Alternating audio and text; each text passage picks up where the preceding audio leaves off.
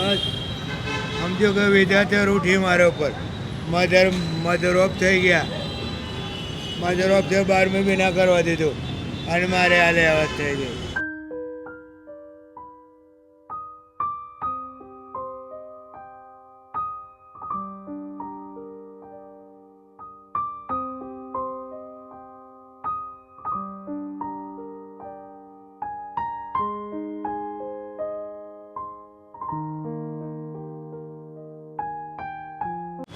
શું નામ છે દાદા? મારું નામ રાજુભાઈ. આખું નામ? નથુગીરી. મારા ફાધરનું નામ, મારું નામ રાજુગીરી. અચ્છા. અમે બાવા છીએ, બાવા ગીરી બાવા. કેમ આવી હાલતમાં અહીંયા રહો છો? પેરેલિસ થઈ ગયું મને સાહેબ. પેરાલિસિસ થઈ ગઈ? આ હાથ ખલા છે, પગ ખલા છે. તમારા પરિવારમાં કોણ કોણ છે? બસ સમજો કે વિદ્યાર્થીઓ ઉઠી મારા ઉપર મધર ઓફ થઈ ગયા. મધર ઓફ થયો 12મી બી ના કરવા દીધું અને મારે હાલે અવાજ થઈ ગઈ. મારા વાસણ બધા લઈ ગયા, ચોરીને વેચી ગયા. વેચી નાખ્યું ગોદડો, ચાદર બધું. તમારા ઘર પરિવાર વાળા ક્યાં રહે છે? કોઈ નથી, હું એકલો છું સાહેબ. મેરેજ કર્યા નહીં મેં. જે હોય ચોખ્ખું કહું ને. ક્યાંક તો રહેતા હશે ને? આ ફતેવાડીમાં રહેતો હતો સરખેજ. સરખેજ ફતેવાડી છે ને ઠાકોરવા છે, એમાં 30 વર્ષ રહ્યો. ત્યાં છે ઘર? ભાડાના મકાન કહે છે. મારે કામ થતું ને ભાડું ક્યાંથી ભરો? એટલે મકાન માલિક એક કામ કરો, તમે સામાન મૂકો અને હું તાળો લટકન નીકળી જાઓ તો બી એ નહીં જ થયું. તો કેટલા ટાઈમથી આવી હાલતમાં, મતલબ તમે? મને 2021. 4-5 વર્ષથી આવી જ ન છો? હા, 5મું ચાલો 6થા મહિનામાં સાહેબ. પેરાલિસિસ કેટલા ટાઈમથી થઈ ગયો?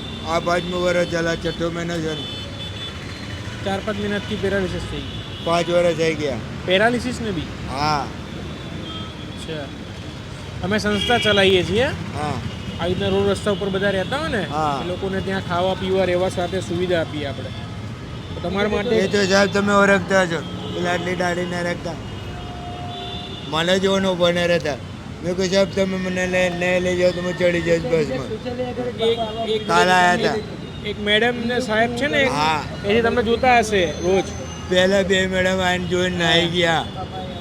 આ ક્યાં રાખવા ગયા? મુસીબત સાચી ને. નાના કાકા તમે ના આવશે કે? મેં કહ્યું બેન મારે કાંઈ જબરજસ્ત હોય, તમે લઈ જાઓ તો હું આવું, તો મારે કાંઈ ઢંગથી જીવન જાય. પછી સાહેબ આવ્યા, દાઢીવાળા નહીં. મને કે ચાલો ગાડીમાં બેસી. મેં કહ્યું સાહેબ મારે ભાઈ એક ગાડી છે ફરવા માટે, ઝાડ પડે એ લઈ લેજો. કે તમે હું આપું છું. સાહેબ કે પડી રહ્યો તમે તમારે પર કે અમારો મોટા સાહેબ નીકળે જુઓ તમને ઠપકા લે એવું કામ ના કરતા. બાઈક પાછળ હોઈ જવાનું. 5 વર્ષથી તમે અહીંયા આટલામાં જ ફરતા હતા? બસ આવેથી ઉજાલા ચોકડી 1 વર્ષ રહ્યો, ત્યાં મને હાચ્યું 1 વર્ષ. કંઈ વાંધો નહીં, મારી જોડે આવું છે તમારે? આવો. હા સાહેબ, સેવા કરીશું તમારી અમે. અરે સાહેબ હું આમ છે ને એવો છું ને, મારે કામ જાતે થાય એટલું કરી લઉં. તો હમણાં થોડા જરાય ચિંતા નથી. દાદાને ખાલી એમ કે છે હું શરીરથી ચોખ્ખો રહું, મારે ખાવું પીવાની મને ટેન્શન નથી. તમારો ફોન આવ્યો હતો ને? મારે નાવું છે, જોવું છે ને ચોખ્ખું રહેવું છે. ખાવા પીવાની ચિંતા નથી. બીજા બધાને ખાવાનું સાહેબ એમ કે આ 60 વર્ષની ઉંમર છે, 60 55 મારા ઢોરના જેવું મજૂરી કરે, મહેનત કરેલી છે. કોઈ દાડો બેડ નહીં ખાધું, મહેનત કરીને ખાધી લીધું. મારાથી બી હારા શરીર ના આમ ના જાય કાકા. આવડ તો તમે મહેનત કરો છો, આવડ તો થાય કે. સાચી વાત છે. કઈ વાંધો નહીં, અમે અમારી સાથે ચાલો અને ત્યાં 2 ટાઈમ ખાવા પીવા રહેવાનું બધું છે. ચિંતા ના કરો સાહેબ, ખાવાનું નહીં માંગો. ના કોઈ ટેન્શન નહીં તમારે. તમારે પેરાલિસિસ માટે આપણે વ્યવસ્થા કરીશું, હે ને? ચલો દાદા, હે ને આપણે? હા દોસ્તો, આપ જે રીતના જોઈ રહ્યા છો તે રીતના સાણંદ ચોકડી પાસેથી એક મેડમ છે, એમનો ફોન આવ્યો હતો. દાદાની ખૂબ જ સારી સેવા કરતા હતા. દાદાને પેરાલિસિસ નામની બીમારી છે અને ઘણા વર્ષોથી અહીંયા જ બધી જગ્યાએ ફરે છે અને અહીંયા ભાડાના મકાનમાં પોતે રહેતા હતા. એકલા, મતલબ ખૂબ જ ખરાબ કન્ડિશનની અંદર છે. તો આપના સાથ સપોર્ટ સુંદર મજાનું અમદાવાદની અંદર કામ કરી રહ્યા છીએ. તો સાથ સપોર્ટ આપતા રહેજો અને વિડીયોને વધુ લોકો સુધી શેર કરજો.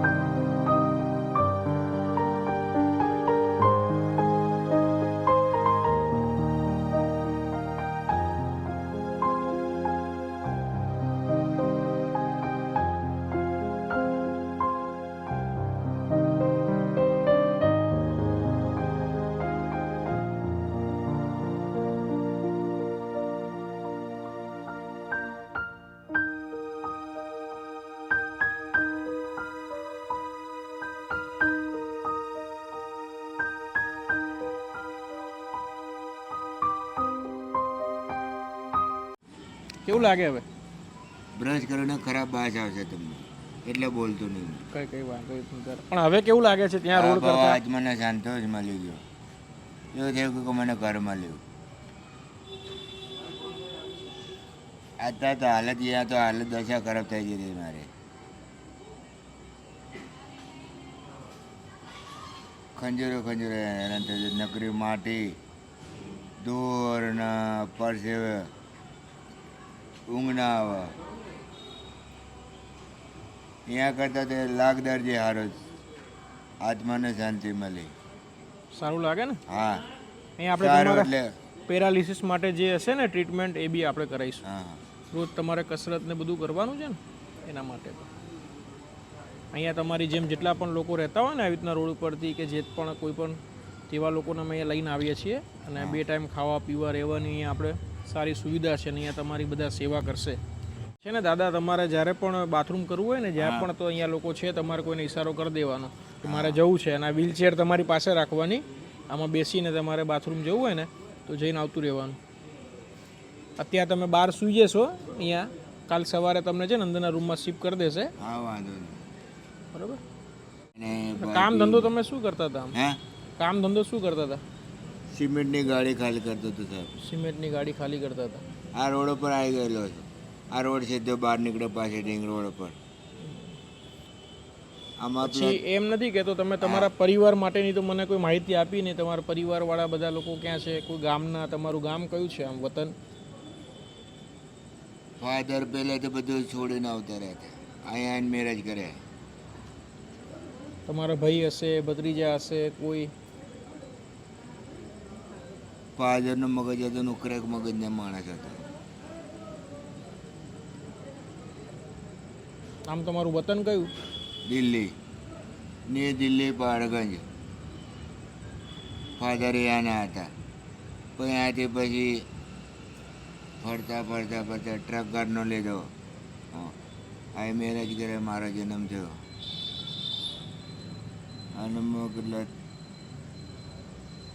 6 કે 7 વર્ષને એમને બી પેરેલાઇઝ થઈ ગયું હતું. એ ઓફ થઈ ગયા. એટલે પછી મધરને મગજ માઇન્ડ એવું થઈ ગયું. મને કોઈ ગણતરી ના રહે ભણવાની. નિશાળમાં નામ કોણ લખાવો? ભણવાનું મળે નહીં કને ભાઈ. મેન થર્ડ ઘરનું હાલી ગયું.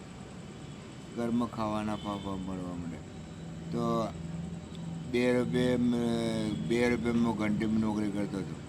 નાનો હતો તારે 10-12 વર્ષનો થાય ત્યારે ઘંટીમાં નોકરી લાગે. 2 રૂપિયા 12 કલાકના. પછી કારખાનામાં આમ તેમ કરતાં રિક્ષા શીખ્યો. રિક્ષામાં કહા ભલે વાર આવ્યો ને પછી નોકરી કરે ને મજૂરી કરે. મેં કીધું આમ દાડે ના જાય. કોઈ કીધું કડે કામ જાઓ. કડે કામ ગયો. 70 રૂપિયા હાજરી મળતી હતી તારે તો કડિયા બદમાશ. આખી જિંદગી તમે મજૂરી જ કરી? આવ ભણતર નસીબમાં આવ્યા જ નહીં સાહેબ. ભાડે એકલા રહેતા હતા ત્યાં? હા તમે ભાડેના મકાનમાં મજર હતા ને. ત્યારે ભાડે રહેતા હતા? હા. પછી ભાડાનું મકાન કેમ ખાલી કરી દીધું અચાનક? આ કોરોનામાં 4000 વાર મકાન રાખે તો અમારા મધરના લીધે. હું તેનું ઓપરેશન કરો પણ હવે મને બુદ્ધિ નહીં. હવે જોયેલું હોય તો ખ્યાલ આવે. છારે ઉતરાવવાની હતી અને કોરોનામાં કોઈ રિક્ષાવાળો બેહાડે નહીં. બસમાં તો બે સામે નહીં બે આમને બે અમને બધો બોલ પોસ્ટર લગાડી. રિક્ષાવાળો કોઈ બેહાડે અલા ભાઈ તો 500 રૂપિયા ભાડું મને ના હાલો. આટલા પેટના દવાખાને બને અહીંયા લઈ જાય ને તમારો બાને આંખો જતી રહે છે. ના ભાઈ નહીં 500 લઈ લે ત્યાં છોડી દેજે. હું મારી રીતે લઈને આવીશ. મારી બા છે કોઈ આવે તેને ટેન્શન એમને છે કે હું ખાવાનું હોટલમાંથી લઈને આવતો હતો. સાગરમાં તો મજૂરી કરીને આવવાનો એટલે ટાઈમ મળે ના મળે. કલાક આગળ 2 કલાક આગળ પાછો હોય તો હોટલવાળાને કીધું. મેં કીધું હું ફોન કરું એટલે ખાવાના ઘેર હાલી દેવાને પૈસા તેને મળી જશે. એટ ટાઈમ ફોન કર્યો એટલે તરત ખાવાનું પહોંચી જાય. તો હું મજૂરી કરીને સાંજે પહોંચ્યો ઘર 5 વાગે તો ખલાસ થઈ ગયા હતા. અચ્છા.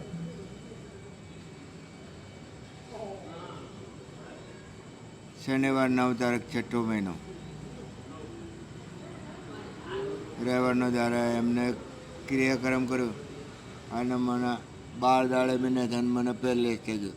પેથાપર ગાંધીનગર ખાલી કરતો હતો સિમેન્ટની ગાડી 34 ટન. ત્યાં પેરાલિસિસ થઈ ગયું.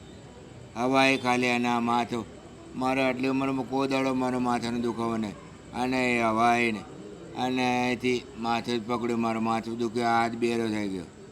પેલો સિમેન્ટ ખેંચવાનો અકળાવવાનો એ હાથમાંથી છટકી ગયો અને આખા ડાબી બાજુનું આખું અંગોલું થઈ ગયું. ને આ તો સિવિલ હોસ્પિટલને મહેરબાનીથી. કંઈ વાંધો નહીં દાદા, આપણે તો શું છે કે હવે અહીંયા શાંતિથી રહેવાનું, બે ટાઈમ બસ. આનંદથી રહો અને ભગવાનનું નામ લો, કોઈ જાતનું ટેન્શન ના લેશો. અને સર મને આ ફાધર ઓફ થઈ ગઈ એ પછી ભૂખ્યા રહેવાની પ્રેક્ટિસ છે. બહુ ભૂખ લાગે તો પાણી પી લો એટલે ના, જમવાનું તમારે થોડું જમશો ને તો તમારા શરીરને થોડી તાકાત મળશે. હને કંઈ વાંધો નહીં, રજા લઉં અને અહીંયા જ તમારા બધા લોકો સેવા કરશે અને અમે લોકો પણ તમારી સેવા કરીશું. હા બધા આડે મળીને રહીશું. હા હા ને કંઈ વાંધો નહીં. દોસ્તો, આપ જે રીતના જોઈ રહ્યા છો તે રીતના રાજુભાઈ ખૂબ જ ખરાબ કન્ડિશનની અંદર ત્યાં હતા અને પેરાલિસિસ નામની ગંભીર બીમારીથી લડી રહ્યા છે અને સાણંદ ચોકડી પાસેથી અમે એમને લઈને આવ્યા છીએ. અત્યારે કહેને કે એમની દુઃખભરી કહાની છે. પોતે સિમેન્ટની રેતીનો ખાલી કરીને મતલબ એ ટાઈપનું મજૂરી વર્ગનું કામ કરતા હતા અને ઘણા ટાઈમથી સતત એમને મહેનત કરી છે અને પરિવાર સાથે મતલબ જે પણ બનાવ બન્યો છે એમને કોરોના કાળ દરમિયાન અને ત્યારથી સંઘર્ષભર્યું જીવન જીવી રહ્યા છે.